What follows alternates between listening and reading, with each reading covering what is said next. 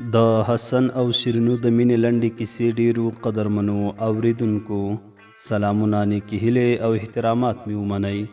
قدرمنو اوریدونکو د حسن او شیرینو د مینې لنډې کیسې لومړۍ برخې ته مو زه سمیع الله ایوبي هرکلی کوم. دا هم تاسې او دا هم د کیسې لومړۍ برخه. امید لرم چې تر پایه پورې راسره واورئ.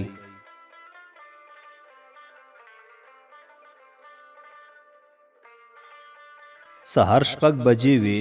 حسن د خپل ورور احسان سره د درس لپاره بل ښار ته د مسافرت لپاره روان شو. لاره ډیره اوږده وه. په ډیرې سختۍ سره دوی مازدیګر غزني ته ورسېدل. هلته یوه مدرسه کې د درس لپاره دواړه ورونه شامل شول. د دوی مدرسه په داسې کلي کې وه چې ډیر شین کلی و. د خټو څخه جوړې شوې خونې وې. خلک په بزګرۍ بوخت وو. ډیر ساده او آرام ژوند یې درلود. نجونو به د ګودر څخه اوبه په منګي کې په سرو راوړلې. هلکان ببر سرونو سره څاروي په شنو کروندو او د غرو په لمن کې څرول. حسن او احسان د ښار خلک وو. ډیر دې محیط سره بلد نه وو، خو هغوی ډیر زر په مدرسه کې د استاد د پام وړ وګرځېدل. د دوی استاد دوی دواړه د نورو طالبانو په منځ کې مشران وټاکل. دوی به د ورځې لخوا په مدرسه کې درس وایه او شپې لخوا به هم هغې مدرسې لیلیه کې چې ورته جوړه شوې وه ژوند کوو. حسن او احسان هره ورځ د مدرسې د قانون له مخې غرمه ډوډۍ پسې تلل. د کلي د رواج له مخې دوی ته به هر کور د غرمې لخوا وچه ډوډۍ ورکوله، خو دیګی په مدرسه کې شاګردانو کوه. استاد ځکه دا دنده دوی دواړو ورونو ته سپارلې وه چې هغوی درسونو کې تر نورو زده کوونکو تکړه وو. دوی ټول زده کوونکي د نورو ولایتونو څخه وو. د مازدیګر لخوا به شنو ځمکو ته د چکر لپاره وتل. سهار د ملا اذان وو. حسن او نور ملګري د سهار د لمانځه لپاره د خوب څخه ویښ شول. ځای ځای د چرګانو اذانونه او د سپیانو د غپا اوازونه هم راتلل. دوی خپل لمونځ په جومات کې ادا کړ. د جومات څخه یې مدرسې ته راتلل. لمر د کلي د غرو په منځ کې ښکاره شوی و. ټول کلي کې د لمر زیړې وړانګې خپرې شوې وې. حسن دوی د خپل ملګرو سره د سهار چای وچکه او د مدرسې درسونه یې پیل شول. د حسن او احسان سره 15 نور طالبان په مدرسه کې وو چې یو استاد هم و. حسن او احسان د تل په شان 11 بجو د مدرسې څخه راوتل. د کورونو دروازې به یې ټکولې او ډوډۍ به یې غوښتله. حسن او احسان د کلي ټول کورونه وغوښتل. ډیر ستومانه شوي وو. دواړه مدرسې ته راغلل. حسن ویل راشه یارانو، نن مو ډیر مزل کړی دی. وچه ډوډۍ خو مو آماده کړې ده، اوس نو کاټو آماده کړئ چې د ماسپښین د لمانځه وخت نږدې دی. ډوډۍ جوړه شوه. ټولو ډوډۍ وخوړه. دوی د غرمې ډوډۍ او لمانځه څخه وروسته بیا په مدرسه کې درس پیل کړ. یوه ورځ چې مازدیګر ټول ملګري د کلي سمسورو ځمکو ته د چکر لپاره لاړل. د مازدیګر ښه ښایسته هوا چلیده. د وښو ونو شمال د نغمې په شان وږمې خپرولې. هر یو د کلي د ښایست په اړه ویل. د خپل ولایت د ښایست تعریف یې کاوه. د خپل وطن څخه د مسافرۍ او دقیقت په اړه یې ویل. حسن سوړ اسویلی ویست او بیا یې وویل، پخوا د خپل کلي باچا وم. پخوا د خپل کلي باچا وم، اوس لیونی په تور غرونو ژوند کومه.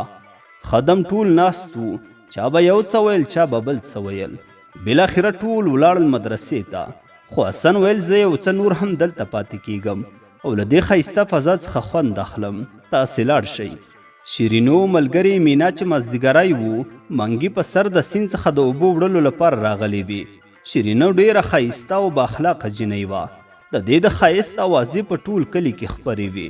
هغه د جګ قد او ښایسته پښتني څهرې خاونده وه. نور وخت دوی د ساخت لخوا اوبو پسې راتلې، خو نن د دوی قسمت اراده بل ډول وه. مینا او شیرینو د منګي د ډکېدو په حال کې وې چې مینا د خندا څخه په ډکه خوله شیرینو ته وویل، لږ سپېلني ځان ته لوګی کړه، لږ سپېلني ځان ته لوګی کړه، کلي کې وږې سترګې شته وبه دې خورینه. شیرینو د دې ټپې په اورېدو سره پښه یې خطا شوه او سیند ته ولوېده. سیند ډک له اوبو څخه و. مینا هر څومره هڅه وکړه چې شیرینو سره مرسته وکړي، خو هڅه یې بې پایلې وه. مینا د مرستې لپاره چیغې وهلې، څوک نشته مرسته وکړئ. د اوبو څپو شیرینو د سیند منځ ته کش کوله. هغې په اوبو کې لاسونه وهل، خو د اوبو فشار ډیر زیات و. مینا په لوړ غږ چیغې وهلې. حسن چې د خپلو ملګرو سره چکر لپاره راوتلی و، نو تر غوږو یې د لرې څخه یو اواز راتله.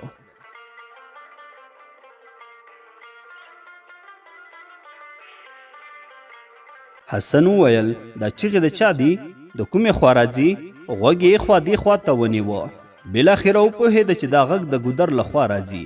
په منډه د ګودر خوا ته روان شو. حسن چې ګودر ته ورسېده، مینا د هغه څخه د مرستې هیله وکړه. حسن چې شیرینو ولیده، هغه بیخي د سیند منځ ته اوبه وړې وه. اوبه یې تر خولې رسېدلې وې. حسن ډېر ورخطا شو. ویلې که د نورو څخه مرسته وغواړو، جینۍ به په اوبو کې ډوبه شي. خو اوبه هم ډېرې دي. زه توکل په خدای ځان یې سیند ته وغورځاوه. په سختۍ سره یې ځان د سیند منځ شیرینو ته ورساوه. اوبه بیخي ډېرې وې. سیند دوی دواړه خپل ځان خواته کش کول. مینا هم ډېره ورخطا شوې وه. د ځان سره یې وویل و خدایا، شیرینو باندې یو څه وشي، زه به یې مور او پلار ته څه ځواب وایم؟ حسن شیرینو تر دواړو لاسو نیولې وه. شیرینو هم اوبو بې حاله کړې وه. حسن شیرینو ځمکې خواته راپورته کړه. مینا هم ورسره مرسته وکړه. هغه یې یوې ونې ته تکیه کړه. د شیرینو سترګې په پټېدو وې. مینا ویل ما د کلي یو کوچنی هلک د شیرینو دوی کور ته لیږلی. اوس به یې کورنۍ راشي، خو تاسې مې ونه پېژندلی. دې کلي ته نوي راغلي یاست؟ حسن وویل نه، زه د مدرسې طالب یم. حسن د دې خبرې په ویلو سره رخصت واخیسته. مینا ورڅخه ډېره مننه وکړه. شیرینو د خبرو په حال کې نه وه. حسن لاړو. د شیرینو مور او پلار راغلل. هغه یې کور ته ورسوله.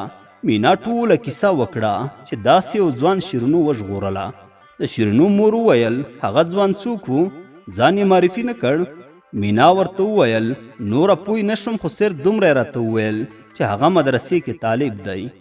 د شیرینو پلار چې روشنفکره سړی و، وی ویل زه یې پیژنم، دا زموږ د کلي د مدرسې طالبان دي. ټول مسافر دي. د دې طالب د مننې لپاره به زه د مدرسې ټول طالبان په حجره کې میلمانه کړم. خوشحاله به شي. او بل دا چې هغه طالب د زړورتوب کار یې ترسره کړی او زما د لور ژوند یې ژغورلی دی. د ماښام اذان وخت چې حسن په اوبو لمد مدرسې ته راغی.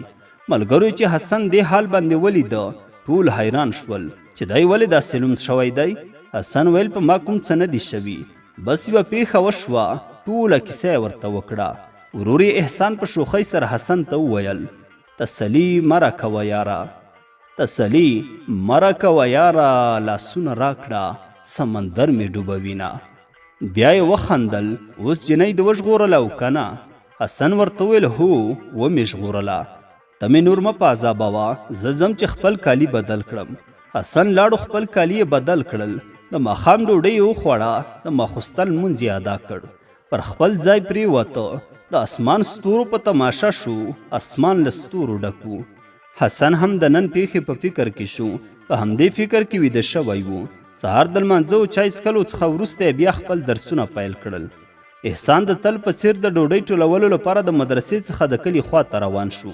همدې وخت کې چې دوی وتلي وو، مدرسه کې د شیرینو پلار راغی. استاد ته یې وویل چې نن شپه تاسې ټول به زما میلمانه یاست. هغه ستاسو یو طالب زما د لور ژوند ژغورلی دی. تاسو خو به راځئ که نه؟ استاد ورته وویل هو، حتما به درځم. ولې نه خان صاحب؟ د شیرینو پلار د مدرسې څخه ووته. استاد چې د پیښې څخه خبر نه و، راغی. د طالبانو څخه یې پوښتنه وکړه چې د کلي د خان لور چا ژغورلې ده؟ نورو زده کوونکو د حسن نوم او ټوله پیښه یې ورته بیان کړه. استاد نور څه ونه ویل، یوازې د شیرینو د پلار د بلنې په اړه یې دوی ته وویل چې شپې ته ټول آماده اوسئ. حسن او احسان ستړي مدرسې ته راغلل. ټولو هلکانو حسن پسې ټوکې کولې. یو شاګرد چې غمی نومېدو په خندا یې وویل څومره ښه دی، د حسن د برکته اوس نو د خان میلمستې ته ځو. کاش تاسې ټول همداسې ښه کارونه وکړئ. حسن په غوسه شو. وی ویل که مې ژغورل نه وی، بیا به هم تاسو ما پورې ملنډې وهلې. اوس مې چې ژغورلې ده هم داسې وایئ. غمي ورته وویل نه یاره، ته خو زموږ ویاړ یې. ستا مېړانه ټول ځایونو کې خپره شوې. زموږ سترګې دې لوړې کړې. دوی ټولو لاسونه ومینځل. ډوډۍ د خوړلو لپاره کېناستل. د ډوډۍ منځ کې ټولو بنډار کوو. په خندا سره ډوډۍ ختمه شوه. د ماسپښین اذان و. ټول مانځه ته لاړل او د لمانځه پسې بیرته خپل درسونه یې پیل کړل. د درسونو وروسته استاد یو ځل بیا یادونه وکړه او وی ویل نن ماښام ځانونه آماده کړئ چې بیا به ځو. شاګردانو خپلې پاکې جامې واغوستلې. ځانونه یې آماده کړل او د خان د کور په خوا روان شول. په کلي کې تر ټولو ښایسته کور یې و. حسن د ځان سره وویل خانو کور مو دلته و، قسمت بیا سره مخ کړو. احسان پوښتنه ترې وکړه تا کوم څه ویل؟ هغه ویل نه، ما څه نه دي ویلي. استاد مخکې او نور شاګردان هم ورپسې وو. د خان د کور دروازه وټکوله. یو کوچنی هلک راغی او هغوی ته دروازه خلاصه کړه. دوی د خان حجرې ته رهنمایي کړل. خان هم د دوی ښه راغلاست راغی. حجره کې د خان څو نور خپلوان هم وو. ټول کېناستل. خان ښه درنه او تشریفاتي مېلمستیا برابره کړې وه.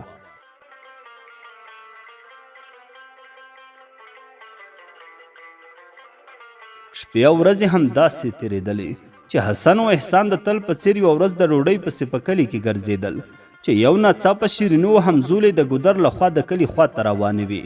نجونې د حسن او احسان سره ناڅاپه مخامخ شولې. د شیرینو او حسن پام یو بل ته واوښته. دوی دواړه یو بل ته کتل چې مینا شیرینو ته وویل زر زر راځه شیرینو چې ناوخته دی. دوی ټولې لاړلې. حسن د مینا د خبرو په اورېدو سره د شیرینو په نوم پوه شو چې د هغې نوم څه دی. احسان د حسن څخه پوښتنه وکړه چې هغه څوک وه، څنګه یې تا ته وکتل؟ حسن د احسان څخه څه نه پټول.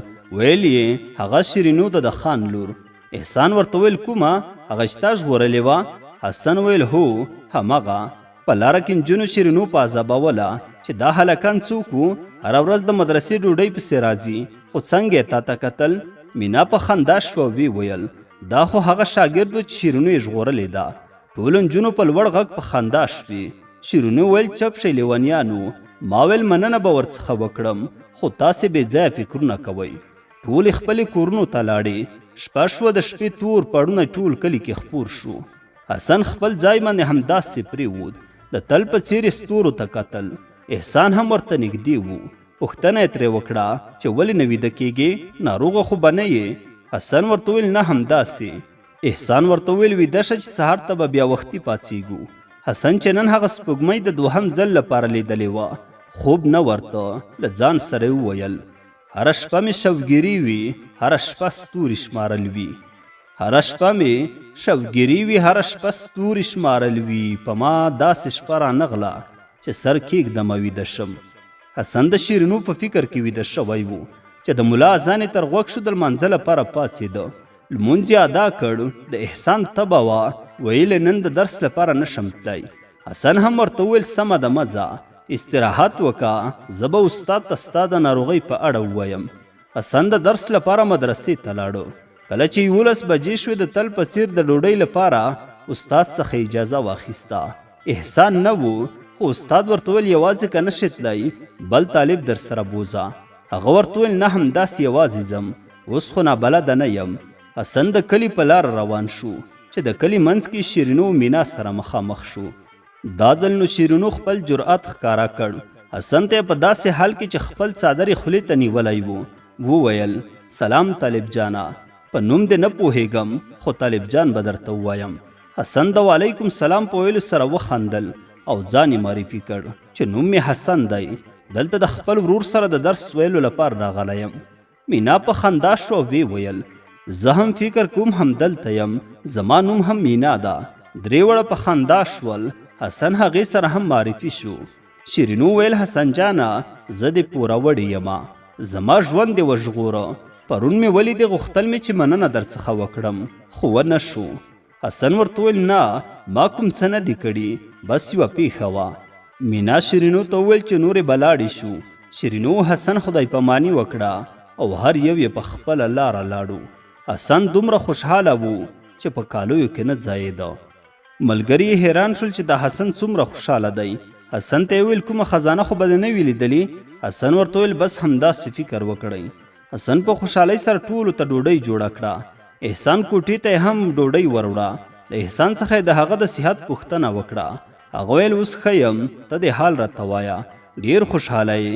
ما ته هم ووایه مسافري مې زړه نری کړی دی چې خوشحاله شم. حسن هغه ته نږدې شو او آرام یې ورته وویل نن مې د شیرینو سره خبرې وکړې. احسان په حیرانۍ سره وویل هلکه په یو غم به مو واړوې، هغه د خان لور ده، موږ دلته مسافر خلک یو. حسن یې په خبرو کې ورولوېد او ویې ویل وروره یوازې هغې زما څخه مننه وکړه، ته ولې داسې وارخطا کېږې؟ احسان په خندا شو. شوخۍ سره یې ورته وویل نو زما څخه باید مننه وکړې، زه نن ستا سره نه وم نو ښه ملاقات مو وکړ. حسن وخندل وی ویل مننه څه کوې، هر څه چې ووایې د سر په سترګې منم. احسان هغه کلک په خپله غېږه کې ونیوه. ورته ویې ویل ستا خوشحالي غواړم وروره، ځنه اوس لاړ شه چې درسونه دې شروع کیږي. حسن خپلو درسونو پسې لاړ. مازدیګری ټول د تل په شان د کلي صحرا ته لاړل. همداسې په تلو تلو ګودر خوا څخه تیر شول. حسن هم هغه د شیرینو لومړۍ ورځ چې د اوبو څخه یې ژغورلې وه په یاد یې راتله. دا هغه مقدس ځای و چې شیرینو او حسن یو بل سره اشنا شوي وو. حسن ویل دا ځای به مې تل په یاد وي. د حسن شوخ طبیعت ټولو ته معلوم و او داسې د خولې راووتل. د مازدیګر اوبو له مزه، د مازدیګر اوبو له مزه په ګودر زانګي د کوډګرو تاویزونه. غمی چې د ده ملګریو په ځواب کې ورته وویل ګودر ته ځم راپسې راشه، ګودر ته ځم راپسې راشه، منګی مې مات کړه چې بنګړي وشرنګومه.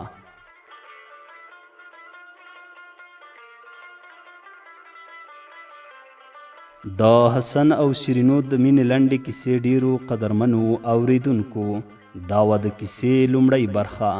تر بلې یعنې راتلونکې وروستۍ برخې پورې مو په لوی څښتن تعالی سپارم. ښاد و آباد اوسئ.